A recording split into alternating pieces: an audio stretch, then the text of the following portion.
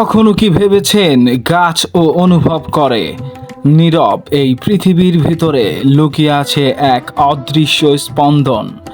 একজন মানুষ এই নীরবতাকে ভাষা দিয়েছেন। তার নাম Jagadish Chandra Basu. Welcome to my new another blog. Hello viewers, আসসালামু আলাইকুম রহমতুল্লাহ। আজকে আমরা যাত্রা শুরু করেছি নারায়ণগঞ্জ থেকে। মুন্সিগঞ্জ মুক্তারপুর সেতু হয়ে আমাদের পরবর্তী গন্তব্যস্থল হচ্ছে শ্রীনগরের রালিখালে, যা নারায়ণগঞ্জ থেকে প্রায় 40 থেকে 45 কিলোমিটার দূরে অবস্থিত।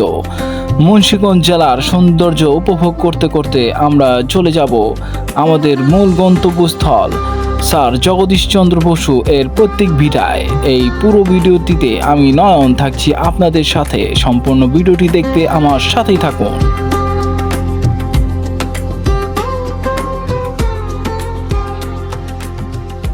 ঢাকার ব্যস্ততা থেকে বের হয়ে এই গ্রামে আসতে আসতে একটা জিনিস বুঝলাম, সময় যেন এখানে অন্যভাবে চলে।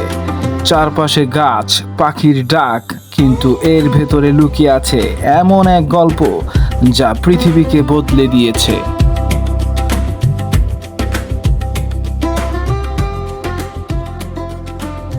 আজ আমরা শুধু একটি কলেজে আসিনি, আমরা প্রবেশ করেছি একটি চিন্তার জগতে।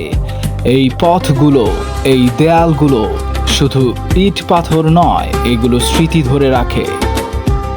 এখানে প্রতিটি সকাল শুরু হয় স্বপ্ন দিয়ে, আর প্রতিটি সন্ধ্যা শেষ হয় সম্ভাবনায়। এই কলেজ একটি প্রতিষ্ঠান নয়, এটা একটা চলমান গল্প। 1921 সালে বিজ্ঞানী নিজেই তার সকল সম্পত্তি দান করে এবং এখানে প্রতিষ্ঠা করে জগদীশ চন্দ্র বসু ইনস্টিটিউট, যা সবুজ পরিবেশে অবস্থিত, যেখানে জাদুঘর, বৈজ্ঞানিক যন্ত্র এবং জগদীশ চন্দ্র বসুর ঐতিহাসিক চিঠি ও চিত্রকর্ম সংরক্ষিত রয়েছে। এটি স্থানীয় ছাত্রছাত্রীদের মাধ্যমিক ও উচ্চ মাধ্যমিক শিক্ষা প্রদান করে থাকে।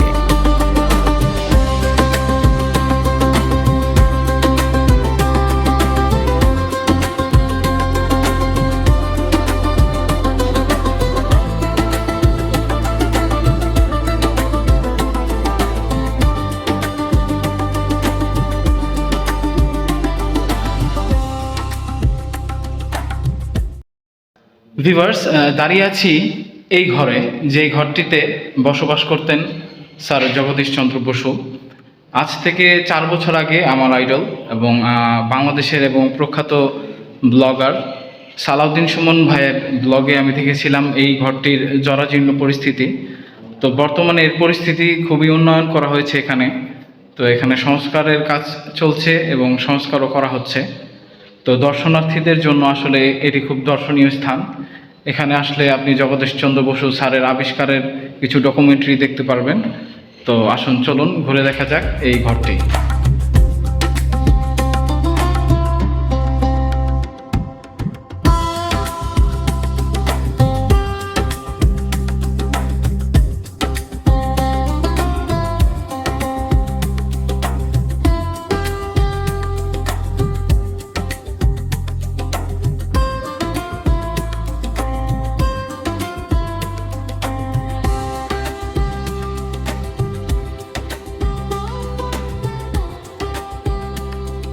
এই ঘরের প্রতিটি দেয়াল ছিল ইতিহাসে মোড়ানো।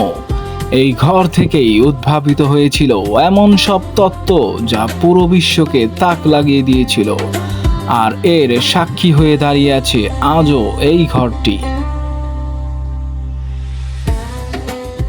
এখানে অনেকেই তাদের স্মৃতি রেখে গেছে।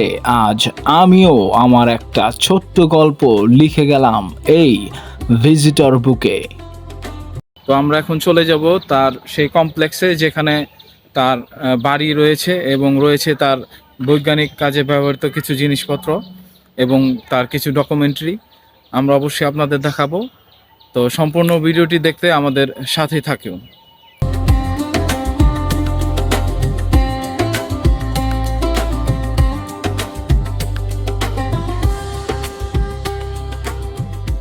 মাত্র 20 টাকা মূল্যের টিকিট সংগ্রহ করে আমরা প্রবেশ করলাম এর প্রবেশদ্বার দিয়ে। প্রবেশদ্বার পেরোলেই আপনাদের চোখে পড়বে বিস্তীর্ণ সবুজ মাঠ, নীরব পরিবেশের এক অদ্ভুত প্রশান্তি।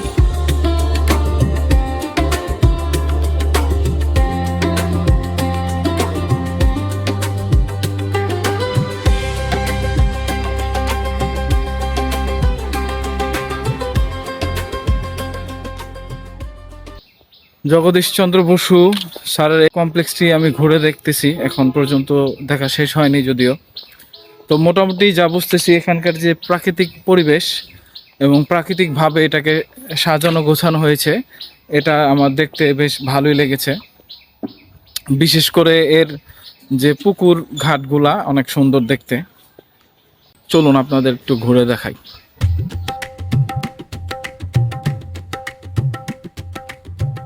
এই কমপ্লেক্সে প্রবেশ করলেই একটা অদ্ভুত শান্তি অনুভব হয়। চারপাশে গাছ, খোলা আকাশ আর সময় যেন একটু ধীরেই চলে এখানে। জগদীশচন্দ্র বসু তিনি ছিলেন সীমার বাইরে চিন্তা করার প্রতীক। তিনি দেখিয়েছেন গাছ শুধু গাছ নয়, এগুলোরও অনুভব আছে। তিনি শুনিয়েছেন প্রকৃতির নিঃশব্দ কণ্ঠ। তার গবেষণা আমাদের শিখিয়েছে জীবনকে বুঝতে হলে শুধু চোখ দিয়ে নয়, মন দিয়েও দেখতে হয়।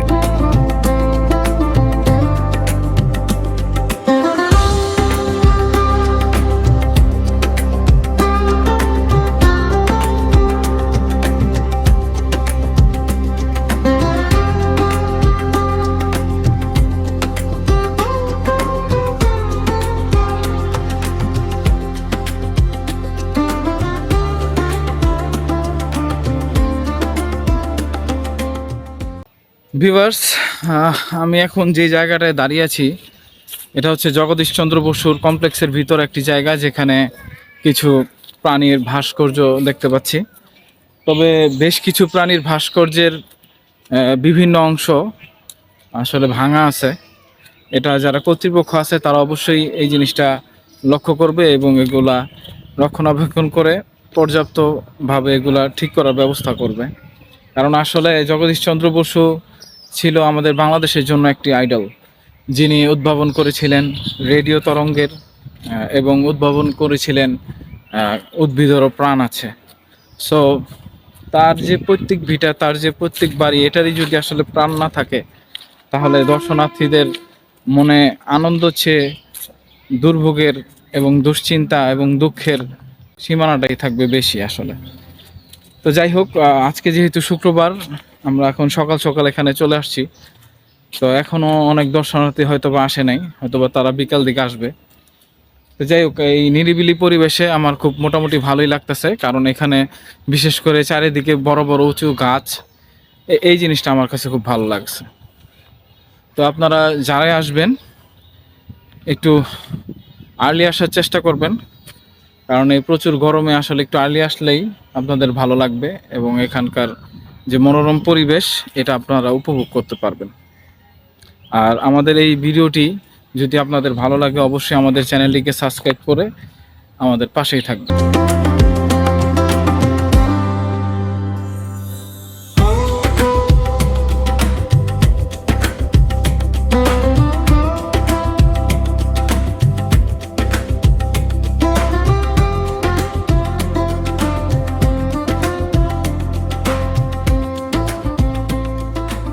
আমরা এখন প্রবেশ করছি এই কমপ্লেক্সে থাকা তার স্মৃতি জাদুঘরে।